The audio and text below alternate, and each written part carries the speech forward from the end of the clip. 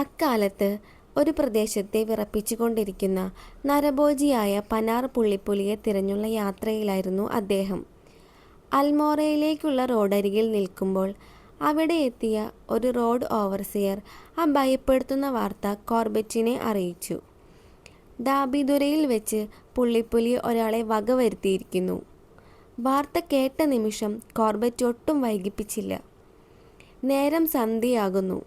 സമുദ്രനിരപ്പിൽ നിന്നും ഏകദേശം 8000 അടി ഉയരത്തിലുള്ള ഹെയർപിൻ വളവുകളില്ലാത്തതും കുത്തനെയുള്ളതുമായിട്ടുള്ള ദുർഘടപാതകൾ ഏപ്രിൽ മാസത്തിലെ കഠിനമായ ചൂടിൽ കിതച്ചുകൊണ്ട് താണ്ടിയാണ് കോർബറ്റ് മലമുകളിലെ റെസ്റ്റ് ഹൗസിലെത്തുന്നത്. അവിടെ വെച്ച് അദ്ദേഹം തൻ്റെ പഴയ സുഹൃത്തായ ക്ഷേത്രപുരോഹിതനെ കണ്ടുമുട്ടുന്നു. വർഷങ്ങൾക്ക് മുമ്പ് ചാമ്പാവത്തിലെ നരഭോജിയെ വേട്ടയാടുന്ന കാലം മുതലുള്ള അവരുടെ സൗഹൃദം പുതുക്കി അവർ റെസ്റ്റ് ഹൗസിലെ വരാന്തയിലിരുന്ന് സിഗരറ്റ് പുകച്ച് സംസാരിക്കുമ്പോഴാണ് തലേദിവസം നടന്ന ആ ദാരുണമായ കൊലപാതകത്തിൻ്റെ സത്യാവസ്ഥ കോർബറ്റ് തിരിച്ചറിയുന്നത്. കൊല്ലപ്പെട്ടതൊരു പാവം ഗോകുലപാലനായിരുന്നു. പുരോഹിതൻ്റെ കൂടെ സുരക്ഷിതമായ മുറിക്കുള്ളിൽ കഴിയാൻ അവസരമുണ്ടായിട്ടും അദ്ദേഹത്തിൻ്റെ ഉപദേശങ്ങളും താക്കീതുകളും പാടെ അവഗണിച്ച് ക്ഷേത്രത്തിനടുത്തുള്ള ഉയർന്ന മണ്ഡപത്തിൽ പോയി ഉറങ്ങാൻ വാശി പിടിച്ചതാണ് ആ മനുഷ്യന് വിനയായത്. അർദ്ധരാത്രിയുടെ നിശബ്ദതയിൽ വലിയ കരിമ്പാറയുടെ നിഴൽ ക്ഷേത്രത്തെ വിഴുങ്ങിയ നേരം കൂരിരുട്ടിൻ്റെ മറപറ്റി ഒട്ടും ശബ്ദമുണ്ടാക്കാതെ എത്തിയ ആ നരഭോജി മണ്ഡപത്തിൽ ഉറങ്ങിക്കിടക്കുന്ന ആ മനുഷ്യൻ്റെ കാലുകളിൽ കടന്നു പിടിച്ച് താഴേക്ക് വലിച്ചിടാൻ ശ്രമിച്ചുവെന്ന ഭീതിപ്പെടുത്തുന്ന വെളിപ്പെടുത്തലുകൾ കോർബറ്റിനെ പോലും ഞെട്ടിച്ചു കളഞ്ഞു. പ്രകൃതിയുടെ വശ്യമായ സൗന്ദര്യത്തിന് പിന്നിൽ ഒളിഞ്ഞിരിക്കുന്ന ഈ ക്രൂരമായ യാഥാർത്ഥ്യം മനസ്സിലാക്കിയ കോർബറ്റ് താൻ നേരിടാൻ പോകുന്നത് എത്രത്തോളം തന്ത്രശാലിയായ ശത്രുവിനെയാണെന്ന് തിരിച്ചറിയുന്നു. നരഭോജിയായ ആ പുള്ളിപ്പുലി ഒരിക്കൽ ഒരു വ്യക്തിയെ ആക്രമിച്ചെങ്കിലും കൂടെയുള്ളവർ തീക്കനലുകൾ എറിഞ്ഞും ബഹളം വെച്ചും പുലിയെ ഓടിച്ചു വിട്ടു. മുറിവേറ്റ ആൾക്ക് സമീപത്തെ ബെനിയയുടെ കടയിൽ നിന്ന് ലഭിച്ച ചികിത്സ ഫലിച്ചതോടെ അദ്ദേഹം മരണത്തെ തോൽപ്പിച്ച് സ്വന്തം ഗ്രാമത്തിലേക്ക് മടങ്ങി. പുലിയുടെ സാന്നിധ്യം ഉറപ്പായതോടെ ജിം കോർബറ്റ് അവിടെ തന്നെ തങ്ങാൻ തീരുമാനിക്കുകയും വിവരങ്ങൾ തന്നെ അറിയിക്കാൻ നാട്ടുകാരോട് ആവശ്യപ്പെടുകയും ചെയ്തു. എന്നാൽ അന്ന് സന്ധ്യാനേരത്ത് അവിടെ എത്തിയ പുരോഹിതൻ പറഞ്ഞ കാര്യങ്ങൾ കോർബറ്റിനെ പോലും അമ്പരപ്പിക്കുന്നതായിരുന്നു. ക്ഷേത്രത്തിന് സ്വന്തമായ ഒരു പുള്ളിപ്പുലിയുണ്ടെന്നും അതിനെ കൊല്ലാൻ കോർബറ്റിനോ മറ്റാർക്കെങ്കിലോ സാധിക്കില്ലെന്നുമുള്ള ആ വൃദ്ധൻ്റെ വെല്ലുവിളി ഒരു വലിയ രഹസ്യത്തിലേക്കാണ് വിരൽ ചൂണ്ടിയത്. ലോഹർഗഡിലെ തൻ്റെ വേട്ടയാടൽ ചരിത്രത്തിൽ ഇത്രയും വിചിത്രമായ മറ്റൊരനുഭവം ഇതിനു മുമ്പ് അദ്ദേഹത്തിന് ഉണ്ടായിട്ടില്ല. ക്ഷേത്രത്തിൽ വെച്ച് ഒരാളെ ആക്രമിച്ച ശേഷം നരഭോജിയായ പുള്ളിപ്പുലി ആ ഗ്രാമത്തിലൂടെയാണ് രക്ഷപ്പെട്ടതെന്ന് ജിം കോർബറ്റ് മനസ്സിലാക്കുന്നു. അദ്ദേഹം തൻ്റെ റെസ്റ്റ് ഹൗസിൽ തിരിച്ചെത്തിയപ്പോൾ വേലക്കാരൻ ഒരാളുമായി സംസാരിക്കുന്നത് കണ്ടു. കോർബറ്റിന് നായാട്ട് നടത്താൻ താൽപ്പര്യമുണ്ടെന്നറിഞ്ഞ് ഓക്കുമരത്തിൻ്റെ ചില്ലകൾ പോലെ കൊമ്പുകളുള്ള ഒരു കലമാനെ കാണിച്ചു തരാമെന്ന് ആ ഗ്രാമവാസി ഏറ്റു. കുമയൂണിലെ മലകളിൽ 47 ഇഞ്ച് നീളമുള്ള കൊമ്പുകളുള്ള കലമാനെ വെടിവെച്ചു വീഴ്ത്തിയ പഴയ ഓർമ്മകൾ അപ്പോൾ അദ്ദേഹത്തിൻ്റെ മനസ്സിലേക്ക് ഓടിയെത്തി. അത്രയും വലിപ്പമുള്ള ഒരു മൃഗത്തെ കിട്ടിയാൽ തൻ്റെ കൂടെയുള്ളവർക്കും ഡാബിദുരയിലെ നാട്ടുകാർക്കും ആവശ്യമുള്ള ഇറച്ചി നൽകാൻ കഴിയുമെന്ന് കരുതി കോർബറ്റ് ആ യാത്രയ്ക്ക് തയ്യാറായി. ഈ യാത്രയിൽ കോർബറ്റിൻ്റെ പക്കൽ തികച്ചും വ്യത്യസ്തമായ ഒരു ആയുധമുണ്ടായിരുന്നു. ഏതാനും മാസങ്ങൾക്ക് മുൻപ് കൊൽക്കത്തയിലെ മാൻജൺ കമ്പനിയുടെ ഷോപ്പിൽ വെച്ച് അദ്ദേഹം കണ്ട വെസ്ലി റിച്ചാർഡ്സിൻ്റെ 0.275 മോഡൽ റൈഫിളായിരുന്നു അത്. മലമ്പ്രദേശങ്ങളിൽ നായാട്ടിന് ഏറ്റവും അനുയോജ്യമായ ആ പുതിയ റൈഫിളിൻ വാങ്ങാൻ മാനേജർ കോർബറ്റിനെ നിർബന്ധിച്ചിരുന്നു. അങ്ങനെ ആ പുത്തൻ തോക്കുമായി അദ്ദേഹം ഗ്രാമവാസികളോടൊപ്പം കാട്ടിലേക്ക് തിരിച്ചു. ഡാബിദുരയുടെ തെക്കുഭാഗത്തുള്ള ഓക്കുമരങ്ങളും കാട്ടുചെടികളും നിറഞ്ഞ കൊടും കാട്ടിലൂടെ ഏകദേശം 2 മൈലോളം അവർ നടന്നു. പുൽച്ചെടികൾ മാത്രമുള്ള തുറസായ സ്ഥലത്തേക്ക് അവർ എത്തുമ്പോൾ ഭീതിയും ആകാംക്ഷയും നിറഞ്ഞ നിമിഷങ്ങളായിരുന്നു അവരെ കാത്തിരുന്നത്. ഒരു ചെറിയ കുന്നിൻ മുകളിലെത്തിയ ജിം കോർബറ്റും അദ്ദേഹത്തിൻ്റെ കൂടെയുള്ള ഗ്രാമവാസിയും അവിടുത്തെ ഭൂപ്രകൃതി സസൂക്ഷ്മം നിരീക്ഷിക്കുകയായിരുന്നു. കൊടും കാട്ടിനുള്ളിലെ ചെറിയൊരു പുൽമേട് ഗ്രാമവാസി അദ്ദേഹത്തിന് കാണിച്ചു കൊടുത്തു. രാവിലെയോ വൈകുന്നേരമോ കലമാനുകൾ അവിടെ പുല്ല് തിന്നാൻ വരുമെന്നും താഴ്വരയുടെ വലതുഭാഗത്തുള്ള നടപ്പാതയിലൂടെയാണ് താൻ സാധാരണയായി അവയെ കാണാറുള്ളതെന്നും അയാൾ വിവരിച്ചു. കോർബറ്റിൻ്റെ കയ്യിലുണ്ടായിരുന്ന റൈഫിളിന് 500 വാര വരെ കൃത്യമായി ലക്ഷ്യം കാണുവാൻ കഴിവുണ്ടായിരുന്നു. നടപ്പാതയും പുൽമേടും തമ്മിൽ 300 വാരയിൽ കൂടുതൽ അകലമില്ലെന്ന് മനസ്സിലാക്കിയ അദ്ദേഹം തരം കിട്ടിയാൽ കലമാനെ വെടിവെച്ച് വീഴ്ത്താമെന്ന് അവിടെ വെച്ച് തീരുമാനിച്ചു. സംസാരിച്ചു കൊണ്ടിരിക്കുന്നതിൻ്റെ ഇടയിലാണ് ഇടതുഭാഗത്ത് വട്ടമിട്ട് പറക്കുന്ന കഴുകന്മാരെ കോർബറ്റ് ശ്രദ്ധിക്കുന്നത്. മലമടക്കിലെ ആ ചെറിയ ഗ്രാമത്തിൽ ഏതെങ്കിലും വളർത്തുമൃഗങ്ങൾ ചത്തുകിടക്കുന്നുണ്ടാകുമെന്നും അതാകാം കഴുകന്മാരെ ആകർഷിച്ചതെന്നും ഗ്രാമവാസി അഭിപ്രായപ്പെട്ടു. ഗ്രാമമെന്ന് അയാൾ വിശേഷിപ്പിച്ചെങ്കിലും അവിടെ ഒരു പുല്ല് മേഞ്ഞ കുടിലും കാലിത്തൊഴുത്തും മാത്രമാണ് ഉണ്ടായിരുന്നത്.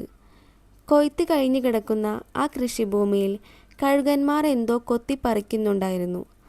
മഴവെള്ളം ഒഴുകിപ്പോകാൻ നിർമ്മിച്ച ചെറിയ കനാലിനപ്പുറം എന്തൊക്കെയോ വലിയൊരു മൃഗത്തിൻ്റെ അസ്ഥികൂടത്തിൽ നിന്നുള്ള മാംസാവശിഷ്ടങ്ങൾ ഭക്ഷിക്കുന്ന കഴുകന്മാരുടെ ദൃശ്യം ഭീതിജനകമായിരുന്നു.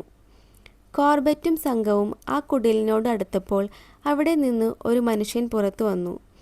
അദ്ദേഹം കോർബറ്റിനെ ആദരവോടെ അഭിവാദ്യം ചെയ്യുകയും എവിടെ നിന്നാണ് വരുന്നതെന്ന് അന്വേഷിക്കുകയും ചെയ്തു. നൈനിറ്റാളിൽ നിന്ന് നരഭോജിയായ പുള്ളിപ്പുലിയെ വെടിവെക്കാൻ എത്തിയ ആളാണെന്ന് തിരിച്ചറിഞ്ഞതോടെ ആ കൂടിക്കാഴ്ച കൂടുതൽ ഗൗരവമായി. ആ വിജനമായ സ്ഥലത്തെ ഓരോ നിശബ്ദതയിലും ഒളിഞ്ഞിരിക്കുന്ന അപകടങ്ങളെക്കുറിച്ചറിയാൻ ഈ മനുഷ്യനുമായുള്ള സംഭാഷണം കോർബറ്റിന് അനിവാര്യമായിരുന്നു. താൻ വന്നത് നരഭോജിയായ പുള്ളിപ്പുലിയെ വെടിവെക്കാനാണെന്ന് ജിം കോർബറ്റ് പറഞ്ഞപ്പോൾ ആ മനുഷ്യൻ തൻ്റെ സങ്കടങ്ങൾ പങ്കുവച്ചു. തലേദിവസം തന്നെ കോർബറ്റ് അവിടെ എത്തിയിരുന്നെങ്കിൽ തൻ്റെ പശുവിനെ കൊന്ന കടുവയെ വെടിവെച്ചിടാമായിരുന്നു എന്ന് അദ്ദേഹം വിഷമത്തോടെ പറഞ്ഞു. തൻ്റെ കൃഷിയിടത്തിൽ കെട്ടിയിരുന്ന 15 കന്നുകാലികളിൽ ഒന്നിനെ തലേദിവസം രാത്രി കടുവ കൊന്നിരുന്നു. കഴുകന്മാർ കൊത്തിപ്പറിച്ചു കൊണ്ടിരിക്കുന്നത് ആ പശുവിൻ്റെ ജഡമായിരുന്നു. പശു കൊല്ലപ്പെട്ടപ്പോൾ വെടിവെക്കാൻ പ്രാവീണ്യമുള്ള ആരും ആ പ്രദേശത്തുണ്ടായിരുന്നില്ല എന്നത് ആ മനുഷ്യനെ ഏറെ വേദനിപ്പിച്ചു. പശു ചത്ത വിവരമറിഞ്ഞ് അടുത്ത ഗ്രാമത്തിൽ നിന്നും തോലുരിയുന്ന ഒരാൾ അവിടെ എത്തിയിരുന്നു. ചത്ത പശുവിൻ്റെ തോലുരിഞ്ഞെടുക്കാൻ അയാൾ ആ മനുഷ്യനുമായി കരാറിൽ ഏർപ്പെട്ടു. കരാറുകാരൻ പശുവിൻ്റെ പകുതി ഭാഗത്തെ തോലുരിഞ്ഞെടുത്തുകൊണ്ട് മടങ്ങിയെന്നും ബാക്കി ജോലികൾ കഴുകന്മാർ സന്തോഷത്തോടെ പൂർത്തിയാക്കിയെന്നും അദ്ദേഹം കോർബറ്റിനോട് വിവരിച്ചു. കടുവയുടെ ശല്യമുണ്ടെന്നറിഞ്ഞിട്ടും എന്തിനാണ് രാത്രി പശുക്കളെ കൃഷിയിടങ്ങളിൽ നിർത്തിയത് എന്ന് കോർബറ്റിൻ്റെ ചോദ്യത്തിന് അദ്ദേഹം നൽകിയ മറുപടി അത്ഭുതകരമായിരുന്നു. ഡാബിദുര മലയിൽ എപ്പോഴും ഒരു കടുവ ഉണ്ടാകാറുണ്ടെങ്കിലും തലേന്ന് വരെ ചരിത്രത്തിൽ ഒരിക്കൽ പോലും ആ കടുവ വീട്ടുമൃഗങ്ങളെ ആക്രമിച്ചിട്ടില്ലായിരുന്നു. കോർബറ്റ് തൻ്റെ യാത്ര തുടരാൻ ഒരുങ്ങിയപ്പോൾ ആ മനുഷ്യൻ അദ്ദേഹം എവിടേക്കാണ് പോകുന്നതെന്ന് അന്വേഷിച്ചു. താഴ്വരയുടെ അങ്ങേയറ്റത്തുള്ള കലമാനെ വേട്ടയാടാൻ പോവുകയാണെന്ന് മറുപടി കേട്ടപ്പോൾ അദ്ദേഹം വിനയത്തോടെ ഒരു അപേക്ഷ മുന്നോട്ട് വെച്ചു. കലമാനെ തൽക്കാലം വെറുതെ വിട്ടിട്ട് തൻ്റെ ഉപജീവനത്തിന് തടസ്സമാകുന്ന ആ ശല്യക്കാരനായ കടുവയെ വേട്ടയാടാൻ സഹായിക്കണമെന്ന് അദ്ദേഹം അപേക്ഷിച്ചു. തൻ്റെ പറമ്പും പുരയിടവും ചെറുതാണെന്നും കൃഷിയിടത്തിൽ നിന്നും കാര്യമായ ആദായമൊന്നും ലഭിക്കുന്നില്ലെന്നും പറഞ്ഞ ആ ഗ്രാമവാസിയുടെ വാക്കുകൾ കോർബറ്റിൻ്റെ മനസ്സലയിക്കുന്നതായിരുന്നു. ആ മനുഷ്യനെ അനുഗമിച്ച് പച്ചപ്പുല്ല് ചുമന്നുകൊണ്ട് ഒരു പെൺകുട്ടിയും ഉണങ്ങിയ വിറകുകൊള്ളികളുമായി ഒരു ബാലനും വരുന്നത് ജിം കോർബറ്റ് കണ്ടു. കൃഷിയിൽ നിന്നും കാര്യമായ വരുമാനമൊന്നുമില്ലാത്ത ആ 4 പേരും തങ്ങളുടെ പശുക്കൾ നൽകുന്ന പരിമിതമായ പാലിനെ ആശ്രയിച്ചാണ് ജീവിക്കുന്നതെന്ന് കോർബറ്റിന് മനസ്സിലായി. കുന്നിൻ പ്രദേശങ്ങളിലെ പശുക്കൾ അധികം പാൽ ചുരത്താറില്ലെന്ന് അറിയാമായിരുന്ന അദ്ദേഹം ആ പാൽ അവർ ഡാബിദുരയിലെ ബെനിയയ്ക്കാണ് വിൽക്കുന്നതെന്ന് ഊഹിച്ചു.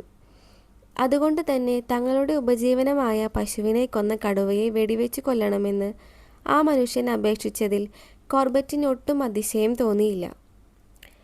പശുവിനെ കൊന്നെങ്കിലും അതിനെ സമാധാനമായി തിന്നാൻ കടുവയ്ക്ക് കഴിഞ്ഞില്ല. കാരണം കഴുകന്മാർ ആ ഇരയെ വളഞ്ഞു കഴിഞ്ഞിരുന്നു. കൃഷിഭൂമിക്ക് ചുറ്റും വലിയ പൊന്തക്കാടുകൾ ഇല്ലാത്തതിനാൽ കഴുകന്മാർ പശുവിനെ കൊത്തിപ്പറിക്കുന്നത് കടുവയ്ക്ക് കാണാൻ കഴിയുമായിരുന്നില്ല. താൻ കൊന്ന ഇരയെ തേടി കടുവ തീർച്ചയായും മടങ്ങി വരുമെന്ന് കോർബറ്റ് ഉറപ്പിച്ചു. കലമാനെ വേട്ടയാടുന്നതിനേക്കാൾ നല്ലത് നാട്ടുകാരെ ശല്യം ചെയ്യുന്ന കടുവയെ കൊല്ലുന്നത് തന്നെയാണെന്ന് അദ്ദേഹത്തിനൊപ്പമുണ്ടായിരുന്ന ഗ്രാമവാസിയും അഭിപ്രായപ്പെട്ടു. തുടർന്ന് അവിടെ ഉണ്ടായിരുന്നവരോട് കുടിലിൽ തന്നെ ഇരിക്കാൻ നിർദ്ദേശിച്ച ശേഷം കടുവ പോയ വഴി കണ്ടുപിടിക്കാൻ കോർബറ്റ് തീരുമാനിച്ചു. കടുവ വരുന്നതും കാത്തിരിക്കാൻ പാകത്തിനുള്ള വലിയ മരങ്ങളൊന്നും ആ കൃഷിയിടത്തിന് സമീപം ഉണ്ടായിരുന്നില്ല. അതിനാൽ കടുവ മടങ്ങി വരുന്ന വഴിയിൽ വെച്ച് തന്നെ അതിനെ നേരിടാനായിരുന്നു അദ്ദേഹത്തിൻ്റെ പ്ലാൻ. മൃഗങ്ങൾ സ്ഥിരമായി നടന്നു പോകുന്ന പാതകൾ അവിടെയുണ്ടായിരുന്നെങ്കിലും ആ പാതകൾ കടുപ്പമുള്ളതായതിനാൽ കടുവയുടെ കാൽപ്പാടുകൾ കണ്ടെത്തുക പ്രയാസമായിരുന്നു. ഗ്രാമത്തിനു ചുറ്റും 2 തവണ പരിശോധിച്ചിട്ടും ഫലമുണ്ടായില്ല. ഒടുവിൽ മഴവെള്ളം ഒഴുകുന്ന കനാലിൻ്റെ കരയിൽ നടത്തിയ പരിശോധനയിൽ ഈർപ്പമുള്ള മണ്ണിൽ വലിയൊരു ആൺകടുവയുടെ കാൽപ്പാടുകൾ അദ്ദേഹം കണ്ടെത്തി. തലേന്ന് പശുവിനെ കൊന്ന ശേഷം കടുവ കനാലിൻ്റെ വശത്തുകൂടി മുകളിലേക്കാണ് പോയതെന്ന് ആ കാൽപ്പാടുകളിൽ നിന്നും കോർബറ്റിന് മനസ്സിലായി. കടുവയുടെ കാൽപ്പാടുകൾ പരിശോധിച്ച ശേഷം ജിം കോർബറ്റ് തൻ്റെ അടുത്ത നീക്കങ്ങൾ ആലോചിച്ചു. കുന്നിൻ മുകളിലെ ഓക്കുമരങ്ങൾ നിറഞ്ഞ ഭാഗത്തായിരുന്നു കടുവ പതുങ്ങിയിരുന്നതെന്ന് അദ്ദേഹം മനസ്സിലാക്കി. അങ്ങേട്ടേക്കുള്ള വഴി കാട്ടുചെടികളാലും വള്ളിച്ചെടികളാലും നിറഞ്ഞതായിരിക്കുമെങ്കിലും സമാധാനമായി ഒരിടത്ത് പതുങ്ങിയിരിക്കാൻ പറ്റിയ സ്ഥലമാണെന്നത് കോർബറ്റ് തിരിച്ചറിഞ്ഞു. തുടർന്ന് അദ്ദേഹം കുടിലിലേക്ക് മടങ്ങിപ്പോവുകയും തൻ്റെ പക്കലുണ്ടായിരുന്ന വലിയ 0.500 എക്സ്പ്രസ് റൈഫിൾ കൊണ്ടുവരാൻ കൂടെയുള്ളവരോട് ആവശ്യപ്പെടുകയും ചെയ്തു. റൈഫിൾ എത്തുന്നത് വരെ കോർബറ്റ് ആ കുടിലിലെ വാതിക്കൽ ഗൃഹനാഥനോടൊപ്പം ഇരുന്ന് പ്രകൃതിയോടും വന്യമൃഗങ്ങളോടും പൊരുതി ജീവിക്കുന്ന ആ പാവപ്പെട്ട മനുഷ്യർ തങ്ങളുടെ അതിജീവനത്തിൻ്റെ കഥകൾ ഇദ്ദേഹത്തോട് പങ്കുവച്ചു. ഇത്രയും ഒറ്റപ്പെട്ട സ്ഥലത്ത് ഭീതിയോടെ കഴിയുന്നതിനേക്കാൾ നല്ലത് ആളുകളുള്ള ഗ്രാമങ്ങളിലേക്ക് മാറിക്കൂടെ എന്ന് കോർബറ്റ് ചോദിച്ചപ്പോൾ എൻ്റെ വീട് ഇതാണ് എന്ന ലളിതമായ മറുപടിയാണ് ആ മനുഷ്യൻ നൽകിയത്. ആ വാക്കുകൾ ആ മണ്ണും വീടുമായുള്ള അവരുടെ ആഴത്തിലുള്ള ബന്ധത്തെയാണ് കോർബറ്റിന് കാണിച്ചു കൊടുത്തത്. സൂര്യൻ അസ്തമിക്കാറായ നേരത്ത് മലയിറങ്ങി വരുന്ന 2 പേരെ കോർബറ്റ് കണ്ടു.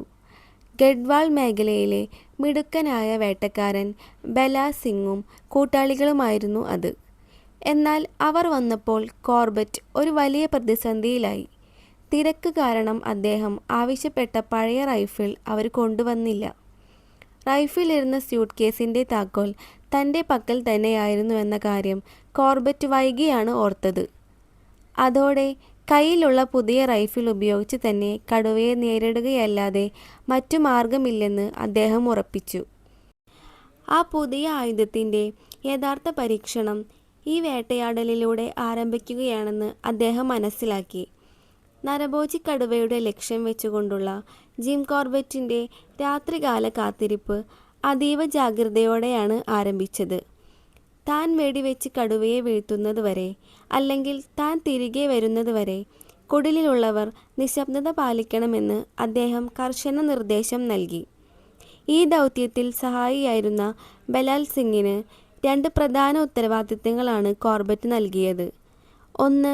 കോർബറ്റിൻ്റെ വിസിൽ ശബ്ദം കേൾക്കുമ്പോൾ മാത്രം പുറത്തിറങ്ങുക. 2. ആ സമയം റാന്തൽ തെളിയിക്കുക. സന്ധ്യാനേരത്ത് പക്ഷികൾ തങ്ങളുടെ പ്രാർത്ഥനകൾ എന്നോണം കലപില ശബ്ദമുണ്ടാക്കി അടങ്ങിയതോടെ കാടാകെ നിശബ്ദമായി. അസ്തമയ സൂര്യൻ്റെ ചെഞ്ചായം മലനിരകൾക്ക് പിന്നിൽ മറഞ്ഞതോടെ ചന്ദ്രൻ ഉദിക്കുന്നത് വരെയുള്ള ആ കുറച്ചു സമയം കനത്ത ഇരുട്ട് ആ പ്രദേശത്തെ പൊതിഞ്ഞു. മരണവീട്ടിലെ ശ്മശാന മൂകത പോലെ ഭയാനകമായ അന്തരീക്ഷമായിരുന്നു ആ കുടലിന് ചുറ്റും. തോക്കിൽ മുറുകെ പിടിച്ച് ശ്വാസമടക്കിയിരുന്ന കോർബറ്റിനെ ഞെട്ടിച്ചുകൊണ്ട് കടുവ തൻ്റെ സാന്നിധ്യം അറിയിച്ചു. എന്നാൽ കോർബറ്റ് പ്രതീക്ഷിച്ചതുപോലെ മരത്തിനടിയിലൂടെയല്ല അത് വന്നത്. മറിച്ച് നേരെ തലേന്ന് കൊന്ന പശുവിൻ്റെ ജഡത്തിനടുത്തേക്കാണ് അത് എത്തിയത്. പശുവിൻ്റെ ജഡത്തിന് ഒരൽപ്പം മാംസം പോലും ബാക്കി വയ്ക്കാതെ കഴുകന്മാർ എല്ലാം തിന്നു തീർത്ത വിവരം മനസ്സിലാക്കിയ കടുവ ക്രോധത്തോടെ മുരണ്ടു. കഴുകന്മാരോടുള്ള ദേഷ്യം തീർക്കാനെന്നവണ്ണം കുറച്ചുനേരം അവിടെ തങ്ങി മുറുമുറുത്ത ശേഷം കടുവ പെട്ടെന്ന് നിശബ്ദനായി. പിന്നീട് അവിടെ കനത്ത നിശബ്ദത പടർന്നു. അല്പസമയം കഴിഞ്ഞ് ചന്ദ്രൻ ഉദിച്ചപ്പോൾ ആ പ്രദേശം മുഴുവൻ നിലാവെളിച്ചത്തിൽ കുളിച്ചു നിന്നു. കഴുകന്മാർ കടിച്ചു കീറി വൃത്തിയാക്കിയ പശുവിൻ്റെ എല്ലുകൾ കഷ്ണം വെള്ളി വെളിച്ചത്തിൽ വെട്ടിത്തിളങ്ങുന്നത് കോർബറ്റ് കണ്ടു. പക്ഷേ അവിടെ എങ്ങും കടുവയെ മാത്രം കാണാനുണ്ടായിരുന്നില്ല. മരത്തിനു മുകളിൽ ശ്വാസമടക്കിപ്പിടിച്ചിരുന്ന ജിം കോർബറ്റിനു മുന്നിൽ ആ നരഭോജി പ്രത്യക്ഷപ്പെട്ട നിമിഷം അതീവ നാടകീയമായിരുന്നു. കടുവയും റൈഫിളും തമ്മിൽ വെറും 20 അടി ദൂരം മാത്രമേ ഉണ്ടായിരുന്നുള്ളൂ. പുത്തൻ റൈഫിളിനെ ആനക്കൊമ്പിൽ തീർത്ത സൈറ്റിലൂടെ കടുവയുടെ മുൻകാലിന് തൊട്ടു പിന്നിലായി അദ്ദേഹം കൃത്യമായി ലക്ഷ്യം വെച്ചു. ആ വെടിയുണ്ട കൊണ്ട് തന്നെ ആ നരഭോജിയുടെ കഥ അവസാനിക്കുമെന്ന് ഉറപ്പിച്ച കോർബറ്റ് കാഞ്ചി വലിച്ചു. എന്നാൽ ലോകത്തെയാകെ അത്ഭുതപ്പെടുത്തിക്കൊണ്ട് ആ തോക്കിൽ നിന്നും വെടിയുണ്ട പുറപ്പെട്ടില്ല. പകരം വെറും ഒരു ക്ലിക്ക് ശബ്ദം മാത്രമാണ് കേട്ടത്. ആ നിശബ്ദതയിൽ കേട്ട ചെറിയ ശബ്ദം പോലും കടുവയെ ജാഗരൂകനാക്കി. ഞൊടിയിടയിൽ ഒരു വശത്തേക്ക് ചാടിയ കടുവ കനാലിൻ്റെ കരയിലൂടെ ഇരുട്ടിലേക്ക് ഓടിമറഞ്ഞു. തൻ്റെ അവിശ്വസനീയമായ ഈ അശ്രദ്ധയിൽ സ്വയം പിഴച്ച് കോർബറ്റ് തരിച്ചു നിന്നുപോയി. മരത്തിൽ കയറുന്നതിന് മുൻപ് 5 വെടിയുണ്ടകൾ മാഗസീനിൽ നിറച്ച കാര്യം അദ്ദേഹത്തിന് വ്യക്തമായി ഓർമ്മയുണ്ടായിരുന്നു. എന്നിട്ടും എന്തുകൊണ്ട് തോക്കിൻ്റെ ചേംബറിൽ വെടിയുണ്ട എത്തിയില്ല എന്നത് ഒരു വലിയ ചോദ്യചിഹ്നമായി മാറി. ഉടൻ തന്നെ മരത്തിൽ നിന്നും ഇറങ്ങിയ കോർബറ്റ് ബലാസിങ്ങിനെ കൂട്ടി പരിശോധന നടത്തി. തോക്കിൻ്റെ ബോൾട്ട് പിന്നിലേക്ക് വലിച്ച് നോക്കിയപ്പോൾ ഒരു വെടിയുണ്ട മാഗസിനിൽ നിന്നും കൃത്യമായി ചേംബറിലേക്ക് കയറുന്നത് അദ്ദേഹം കണ്ടു. അപ്പോഴാണ് മാൻഡ്യൻ കമ്പനി മാനേജർ തനിക്ക് നൽകിയ ആ ഉപദേശം അദ്ദേഹം ഓർത്തത്. പഴയ റൈഫിളുകൾ ഉപയോഗിച്ച് ശീലിച്ച തനിക്ക് ഈ പുത്തൻ മോഡൽ റൈഫിളിൻ്റെ പ്രവർത്തനം കൃത്യമായി മനസ്സിലാക്കാൻ കഴിഞ്ഞില്ല എന്ന് അദ്ദേഹം തിരിച്ചറിഞ്ഞു. ആധുനികമായ റൈഫിളിന് ലഭിച്ച ആദ്യത്തെ ജ്ഞാനസ്നാനം ഒരു പരാജയമായിരുന്നുവെന്ന് അദ്ദേഹം സങ്കടത്തോടെ ഓർത്തു. പുതിയ റൈഫിളിൻ്റെ പ്രത്യേകത ജിം കോർബറ്റ് ആ നിർണായക നിമിഷത്തിൽ മറന്നു പോയിരുന്നു. ആ തോക്കിൻ്റെ കാഞ്ചി ഒരു വട്ടം വലിച്ച ശേഷം രണ്ടാമതും വലിച്ചാലോ വെടിയുണ്ട ഉതിർക്കാൻ കഴിയുമായിരുന്നുള്ളൂ. തൻ്റെ പഴയ ശീലമനുസരിച്ച് ഒരു വട്ടം മാത്രം കാഞ്ചി അമർത്തിയതാണ് ആ നരഭോജിയെ രക്ഷപ്പെടാൻ സഹായിച്ചതെന്ന് കോർബറ്റ് തിരിച്ചറിഞ്ഞു. തൻ്റെ പരാജയത്തിൻ്റെ കാരണം ബലാൽ സിംഗിനോട് വിശദീകരിച്ചപ്പോൾ അദ്ദേഹം സ്വയം കുറ്റപ്പെടുത്തുകയാണ് ചെയ്തത്. കോർബറ്റിൻ്റെ ഭാരമുള്ള പഴയ റൈഫിളിനും സ്യൂട്ട് കേസും താൻ ആ സമയത്ത് എത്തിച്ചിരുന്നുവെങ്കിൽ ഈ പരാജയം സംഭവിക്കില്ലായിരുന്നുവെന്ന് ബലാൽ സിംഗ് വിശ്വസിച്ചു. ആ വാക്കുകളോട് ഉള്ളാലെ യോജിക്കുമ്പോഴും കോർബറ്റിൻ്റെ മനസ്സിൽ മറ്റൊരു സംശയമുണ്ടായിരുന്നു. പഴയ റൈഫിൾ കയ്യിലുണ്ടായിരുന്നെങ്കിൽ പോലും അന്ന് ആ നരഭോജി കടുവയെ വെടിവെച്ച് വീഴ്ത്താൻ കഴിയുമായിരുന്നോ എന്ന് അദ്ദേഹത്തിന് ഒട്ടും ഉറപ്പില്ലായിരുന്നു. ആ ഭീകരമായ രാത്രിയുടെ ഓർമ്മകൾ ബാക്കിവെച്ച് നരഭോജിയായ ആ ക്ഷേത്രക്കടുവയെ നിഗൂഢതകൾ തേടിയുള്ള യാത്ര ഇവിടെ താൽക്കാലികമായി അവസാനിക്കുന്നു. അവൻ വീണ്ടും വരുമോ? നമുക്ക് 3-ാം ഭാഗത്തിൽ കാണാം. നന്ദി.